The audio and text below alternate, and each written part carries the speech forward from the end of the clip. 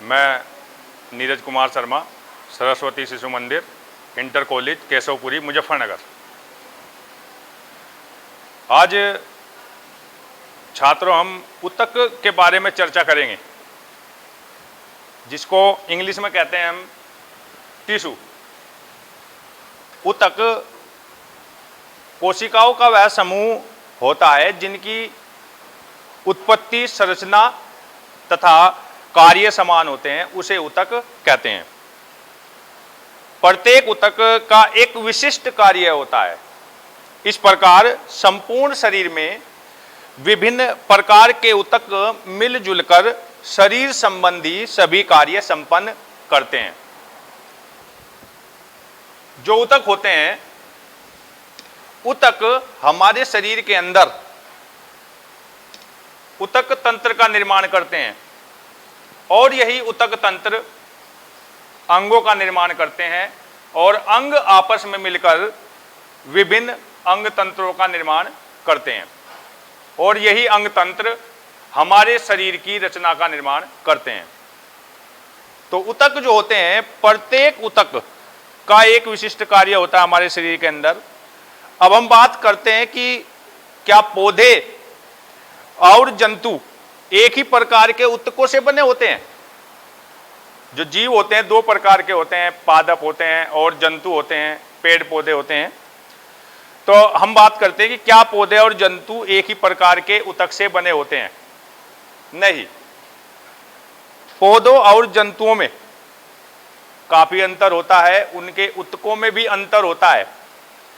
पौधों में ऊतक टिश्यू किस प्रकार के होते हैं? हमने देखा है कि जो पेड़ पौधे होते हैं वो एक जगह स्थिर होते हैं, गति नहीं करते। उनके अधिकांश ऊतक सहारा देने वाले होते हैं और पौधों को संरचनात्मक शक्ति प्रदान करते हैं। ऐसे ऊतक, क्योंकि इनके ये पेड़ पौधे हमारे स्थिर होते हैं, तो इनमें जो ऊतक पाए जाते हैं पेड़ पौधों में वो मृत होते हैं, डेड होते हैं। इसी प्रकार जंतुओं में ऊतक, जंतु अपने लिए भोजन, साथी, विभिन्न स्थानों पर रहना, आश्रय करना, उसकी खोज में इधर उधर निरंतर घूमते फिरते रहते हैं। इसलिए इन्हें पौधों की तुलना में अधिक ऊर्जा की आवश्यकता होती है, क्योंकि एक स्थान से दूसरे स्थान पर जाते हैं, एक अनेक कार्य करते हैं। तो इसलिए जंतुओं के जो ऊतक होते हैं वो जीवित अवस्था में होते हैं। अब हम देखेंगे ऊतक के प्रकार। ऊतक दो प्रकार के होते हैं, जैसे मैंने बताया आपको, जीव दो प्रकार के होते हैं, जंतु और पेड़ पौधे। तो इसी प्रकार से ऊतक भी दो प्रकार के होते हैं। नंबर एक, जंतु ऊतक, एनिमल टिश्यू, जो जंतुओं में पाए जाते हैं। दूसरे होते हैं हमारे पादप ऊतक, प्लांट टिश्यू। आज हम जो अध्ययन करेंगे वो जंतु ऊतक का ही अध्ययन करेंगे, एनिमल टिश्यू का ही अध्ययन करेंगे। जो जंतु ऊतक होते हैं, एनिमल टिश्यू, मनुष्य होता है, जंतु होता है क्योंकि वो, और अन्य सभी जंतु होते हैं, वे उनमें अनेक प्रकार के ऊतक पाए जाते हैं। विभिन्न प्रकार के जो ऊतक होते हैं वो ऊतक तंत्र का निर्माण करते हैं और विभिन्न ऊतक तंत्र मिलकर अंग, और अंग मिलकर अंग तंत्र, और विभिन्न अंग तंत्र मिलकर पूरे शरीर का निर्माण करते हैं। कार्य के आधार पर जो जंतु ऊतक होते हैं वो चार प्रकार के होते हैं। नंबर का एपिथेलियम ऊतक, नंबर खा संयोजी ऊतक, नंबर गा पेशीय ऊतक और नंबर घा तंत्रिका ऊतक। इस प्रकार से जंतु ऊतक चार प्रकार के हुए। नंबर का सबसे पहले ऊतक का अध्ययन हम करते हैं, एपिथेलियम ऊतक। इसको हम उपकला ऊतक भी कहते हैं, एपिथेलियम टिश्यू। तो एपिथेलियम ऊतक क्या होता है? जो इस प्रकार का ऊतक होता है, शरीर को ढकने तथा रक्षा प्रदान करने वाला होता है। शरीर पर एक रक्षात्मक आवरण बनाता है। इस ऊतक के द्वारा शरीर की त्वचा एवं आंतरिक अंगों की श्लेष्मक झिल्ली का निर्माण होता है। शरीर की जो त्वचा होती है, स्किन होती है, मुंह, आहारनाल, रक्त वाहिनियों का भीतरी स्तर, नासा गुहा, फेफड़े, आमाशय आदि का निर्माण एपिथेलियम ऊतक के द्वारा ही होता है। अब हम देखते हैं कि एपिथेलियम ऊतक कितने प्रकार के होते हैं। एपिथेलियम ऊतक मुख्य रूप से 6 प्रकार के होते हैं। नंबर 1 सरल सल्की एपिथेलियम, दूसरा स्तरित सल्की एपिथेलियम, और तीसरा जो होता है स्तंभाकार एपिथेलियम, चौथा पक्षमाभी स्तंभाकार सिलिएटेड, पांचवा जो होता है हमारा घनाकार एपिथेलियम, और नंबर 6 होता है ग्रंथिल एपिथेलियम। सबसे पहले हम बात करते हैं सरल सल्की एपिथेलियम ऊतक के बारे में। सरल सल्की एपिथेलियम क्या होता है? सरल सल्की एपिथेलियम, जैसे कि हम डायग्राम में देख सकते हैं, सरल सल्की एपिथेलियम आप देख रहे हैं कि जो इनकी कोशिकाएं होती है एपिथेलियम की, सल्की एपिथेलियम कोशिकाएं जो होती है वो फर्श के समान चपटी हुई होती है, फर्श की टाइलों के समान होते हैं। इनके अंदर केंद्रक पाया जाता है और ये कोशिकाएं फर्श पर लगी टाइलों के समान होती है। ये अत्यधिक पतली होती है, चपटी होती है और षटकोण आकार की होती है, और ये आहारनाल तथा मुख गुहा, एलिमेंट्री कैनाल और मुख गुहा का निर्माण ये सरल सल्की एपिथेलियम के द्वारा ही होता है। इसका डायग्राम आप देख सकते हैं, सरल सल्की एपिथेलियम। दूसरा हमारा जो भाग हुआ स्तरित सल्की एपिथेलियम, जैसे कि नाम से ही प्रतीत हो रहा है, अस्तर के रूप में इस प्रकार की जो एपिथेलियम होती है वो सल्की एपिथेलियम की कई परतों की बनी होती है। जैसे कि हम चित्र में देख सकते हैं, कई परतों की बनी होती है। जो इसकी ऊपर की परत होती है वो छोटी होती है और ये अनेक परतों से बनी होती है। जो ऊपर के स्तर होते हैं कोशिकाओं के वो मृत होते हैं और यह त्वचा को कटने और फटने से रोकती है। जो हमारी स्किन होती है उसकी त्वचा को कटने और फटने से रोकती है। इसमें कई परत होते हैं, इसी कारण इसको हम स्तरित सल्की एपिथेलियम के नाम से जानते हैं। तीसरा जो हमारा एपिथेलियम हुआ वो स्तंभाकार एपिथेलियम। स्तंभाकार एपिथेलियम ये भी नाम से हमें प्रतीत हो रहा है, स्तंभ के आकार का। यह लंबी एपिथेलियम कोशिकाओं की बनी होती है और यह आमाशय और आंत की भीतरी त्वचा में पाए जाते हैं। और इनकी जो कोशिकाएं होती हैं चित्र के अनुसार डायग्राम में जो हम देख सकते हैं स्तंभ के समान होती हैं, बड़ी होती हैं, इसलिए इनको स्तंभाकार एपिथेलियम के नाम से जाना जाता है। जो चौथा हमारा एपिथेलियम है वो पक्षमाभी स्तंभाकार सिलिएटेड। जो इस प्रकार का एपिथेलियम होता है उसकी कोशिकाओं की सतह पर बाल जैसी रचना, हेयर जैसी, हेयर लाइक रचनाएं पाई जाती हैं। जैसे कि हम इसमें डायग्राम में देख सकते हैं, ये जो आप कोशिकाएं देख रहे हैं पक्षमाभी स्तंभाकार एपिथेलियम की, इनकी जो बीच का स्तर होता है इनमें केंद्रक पाया जाता है और ऊपर की ओर हम देख सकते हैं पक्षम, अर्थात जिनको इंग्लिश में बोलते हैं सीलिया। ऊपर की ओर सीलिया होते हैं, पक्षम होते हैं। इस प्रकार की जो कोशिकाएं होती है वो श्वास नली, नासापथों, जैसे हमारा नासापथ है देख रहे हैं हम, श्वास नलिकाओं, मूत्र नलिकाओं में पाई जाती हैं। कौन सी? पक्षमाभी स्तंभाकार एपिथेलियम। इसके बाद नंबर 5 आता है हमारा घनाकार एपिथेलियम। नंबर 5 घनाकार एपिथेलियम। जैसे कि हम नाम से ही देख रहे हैं, नाम से ही प्रतीत होता है कि इस प्रकार की जो एपिथेलियम होती है वो घनाकार कोशिकाओं की एक परत की बनी होती है, घन के आकार से। इसका हम डायग्राम देख सकते हैं। चित्र में इसको देख सकते हैं, जैसे घन होता है और इनमें अनेक कोशिकाएं होती है जो घनाभ कोशिकाएं कहलाती हैं। बीच में इनके एक एक केंद्रक होता है और ये वरक नलिकाओं, जो हमारी वरक नलिका होती हैं, लार ग्रंथियों की वाहिनियों और जंदों की जर्मिनल एपिथेलियम में पाई जाती है। इसके बाद आता है हमारा नंबर 6 ग्रंथिल एपिथेलियम। जो एपिथेलियम का छठा प्रकार है वो ग्रंथिल एपिथेलियम होता है। यह ग्रंथिल एपिथेलियम कोशिकाएं जो ग्रंथिल कोशिकाओं के रूप में होती है, ग्रंथि कोशिकाओं के, और यह एपिथेलियम की ऊतक सतह पर कार्य करती है और अनेक पदार्थों का स्राव करती है।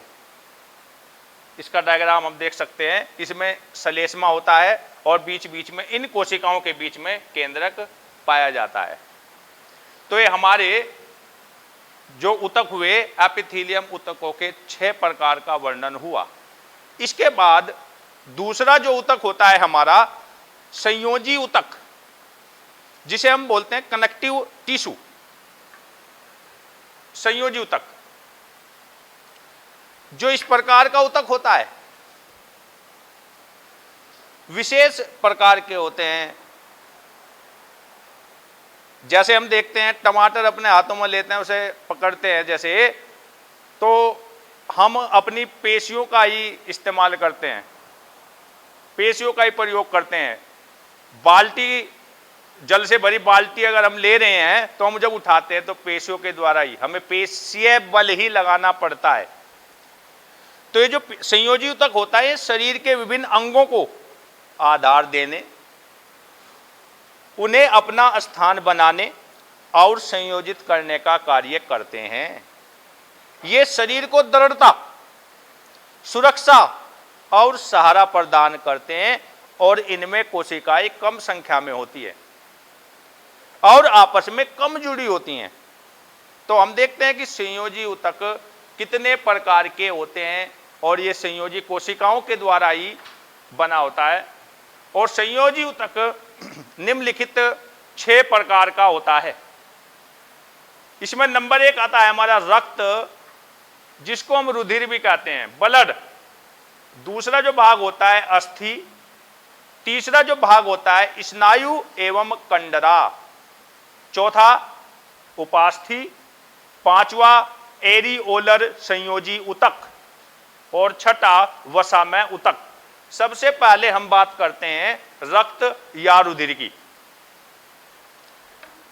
हम देखते हैं हमारे शरीर के अंदर रक्त पाया जाता है और रक्त एक तरल संयोजी ऊतक होता है। रक्त एक तरल संयोजी ऊतक होता है।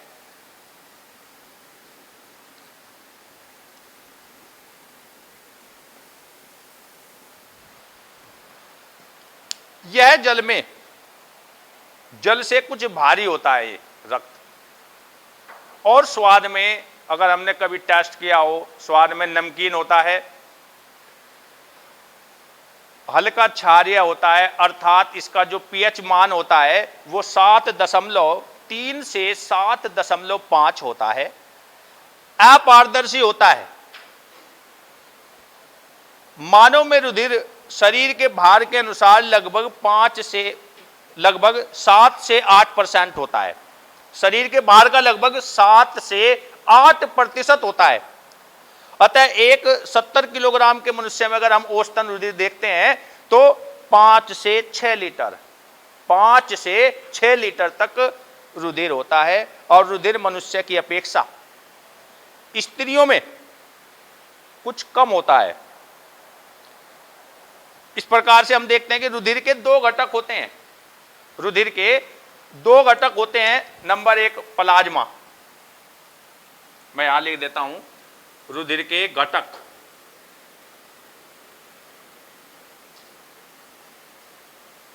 नंबर 1 प्लाज्मा और नंबर 2 होता है रुधिर कणिकाएं।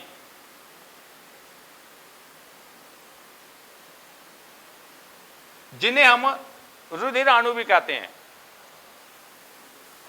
रुधिर कणिकाएं या रुधिराणु। पहले नंबर की हम बात करते हैं प्लाज्मा की। रुधिर 100% है तो प्लाज्मा उसमें 55% होती है, 55%। अब जो रुधिर कणिकाएं होती हैं वो बचती है 45%, 45%। जो प्लाज्मा होता है इसके अंदर 90% जल होता है और शेष 10% कार्बनिक और अकार्बनिक होते हैं, और ये निर्जीव भाग होता है क्योंकि इसमें आरबीसी अनुपस्थित होती है। इस प्रकार हम देखते हैं रुधिर कणिकाएं। रुधिर कणिकाएं या इनको हम रुधिराणु भी कहते हैं, ये 3 प्रकार की होती हैं।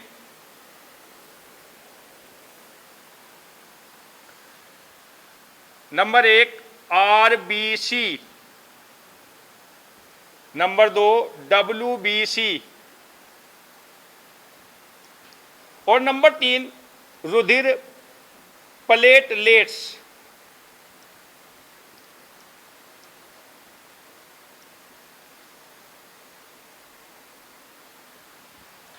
पहली रुधिर कणिका के बारे में हम अध्ययन करते हैं आरबीसी के बारे में।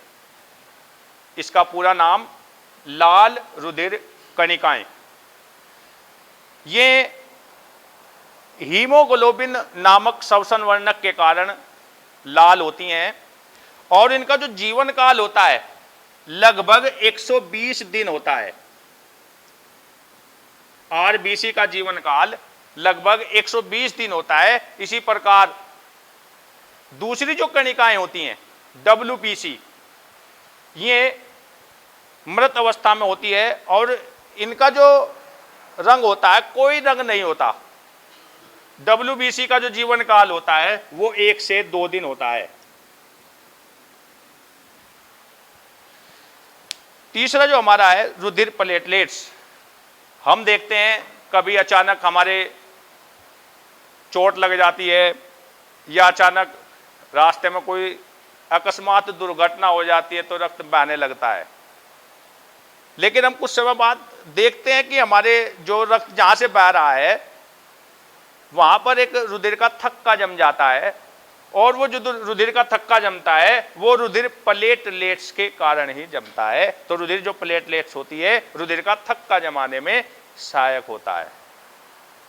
अब हम देखते हैं रुधिर के कार्य। Functions of bloods.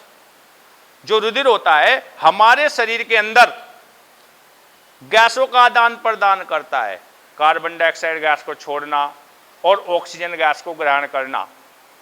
दूसरा जो कार्य होता है, जो हम भोजन ग्रहण करते हैं वो पचता है।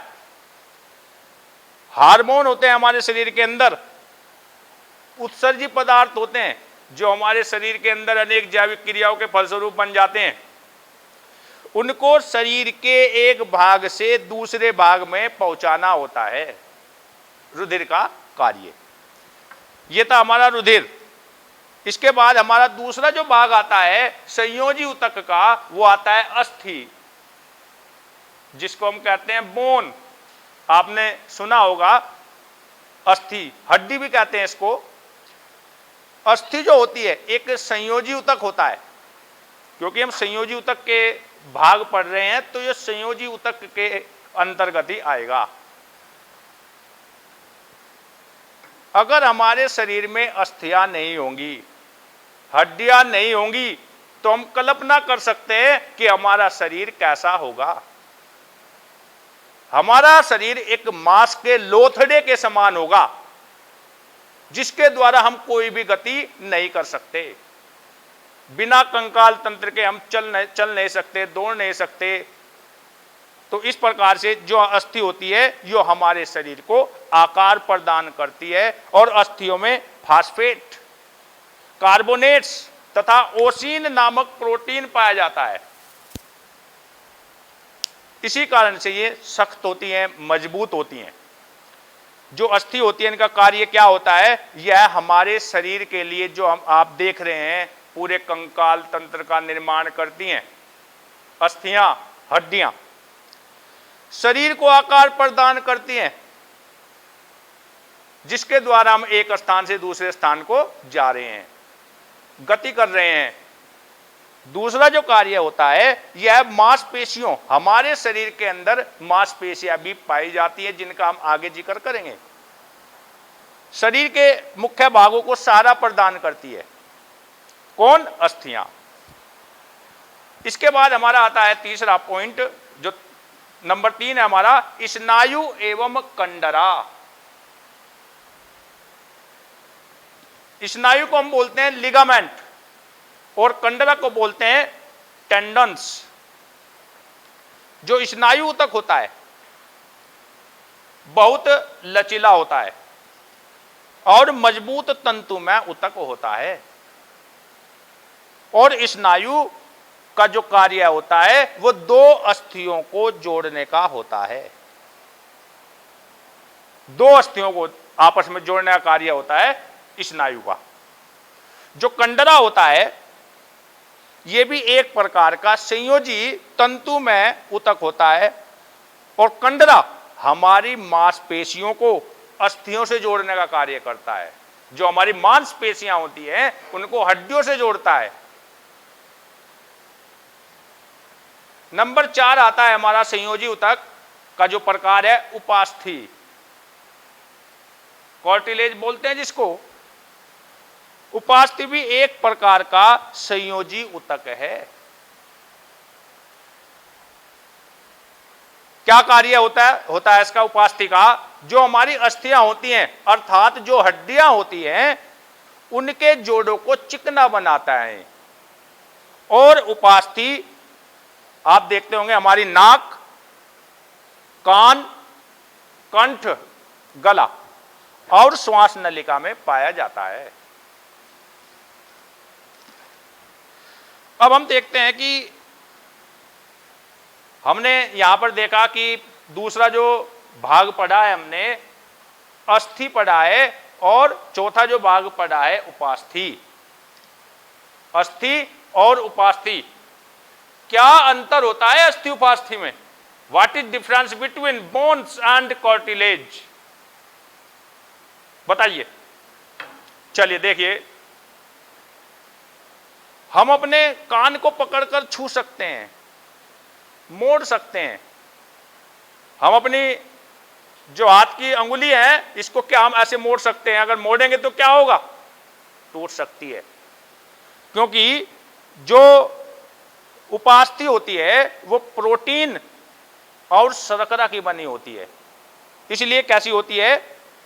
मुलायम होती है, इसको हम मोड़ सकते हैं। जो हड्डियां होती है वो फास्फोरस और कैल्शियम की बनी होती है, और ये काफी सख्त होती है, मजबूत होती है, इसलिए इसको अगर मोड़ेंगे तो यह टूट सकती है।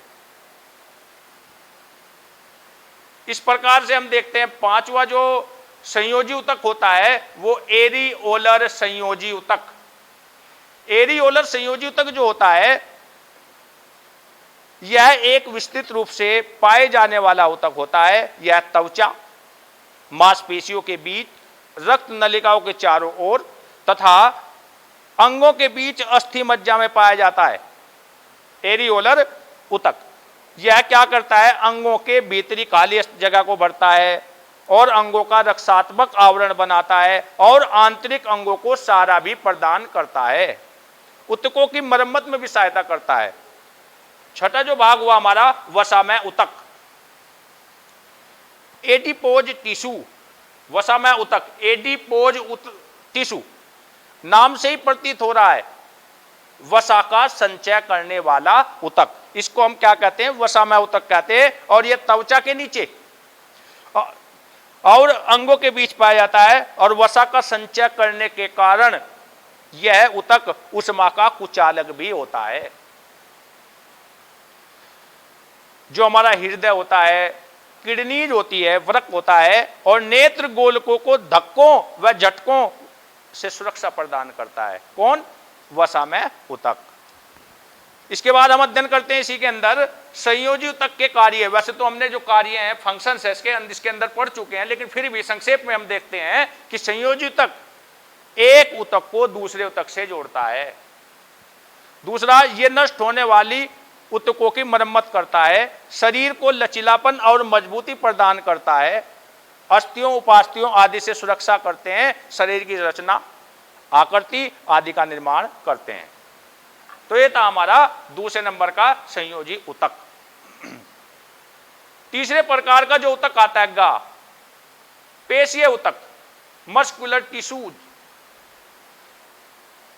जो कोशिकाओं की वो पेशीय ऊतक होता है, पेशीय कोशिकाओं से बना होता है।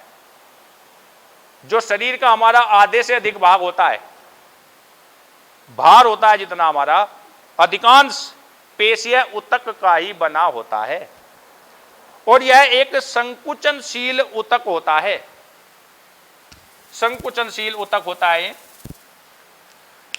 इसकी कोशिकाएं लंबे लंबे तंतुओं के रूप में होती है और पेशियों के, क्योंकि ये ऊतक जो होता है पेशीय ऊतक, पेशीय कोशिकाओं का बना होता है।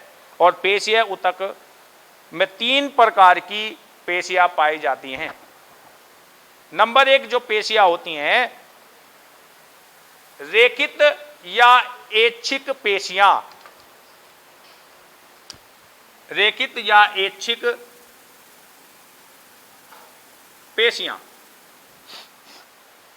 दूसरी जो होती है अरेखित या अनैच्छिक पेशियां। अरेखित या अनैच्छिक पेशियां।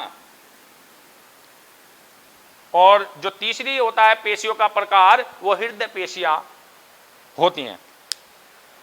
सबसे पहले हम पढ़ते हैं रेखित या ऐच्छिक पेशियां।